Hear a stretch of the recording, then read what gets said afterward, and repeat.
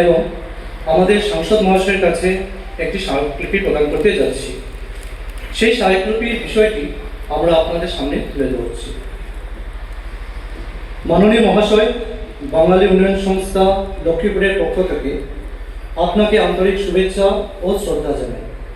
আমরা আপনার সদয় দৃষ্টি আকর্ষণ করতে চাই আমাদের এলাকার বাঙালি সম্প্রদায়ের কিছু গুরুত্বপূর্ণ সমস্যার প্রতি, যা দীর্ঘদিন ধরে সমাধানের অপেক্ষায় রয়েছে।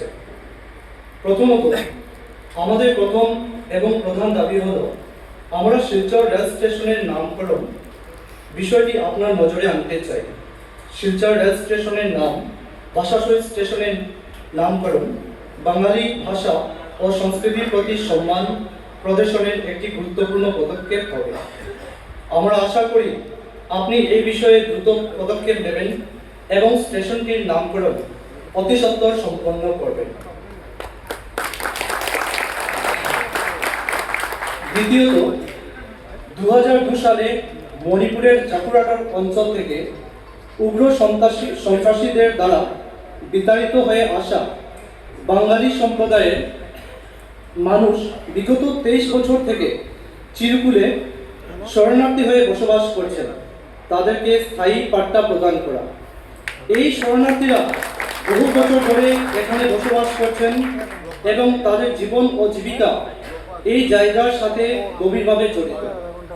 স্থায়ী পাট্টা না থাকায় তারা নানা ধরনের সমস্যার সম্মুখীন হচ্ছেন। অতএব আমরা আপনার কাছে অনুরোধ করছি যে তাদের স্থায়ী পাট্টা প্রদানের জন্য প্রয়োজনীয় পদক্ষেপ গ্রহণ করার জন্য। তৃতীয়ত, আসাম সরকার দ্বারা ইতিমধ্যে বাগান এলাকার বসবাসকারীদের পাট্টা প্রদান করা হচ্ছে। সেই এলাকাগুলিতে বসবাসকারী বাঙালিরা ও দীর্ঘদিন ধরে এখানে বসবাস করছেন এবং তাদের জীবিকা এই জায়গার সঙ্গে জড়িত। তাই সেই স্থানে বসবাসকারী বাঙালি জনগণকে স্থায়ী পাট্টা প্রদান করা হলে তারা তাদের জীবন ও জীবিকা নিরাপদে পরিচালনা করতে পারবে। ধন্যবাদ। জয় হিন্দ।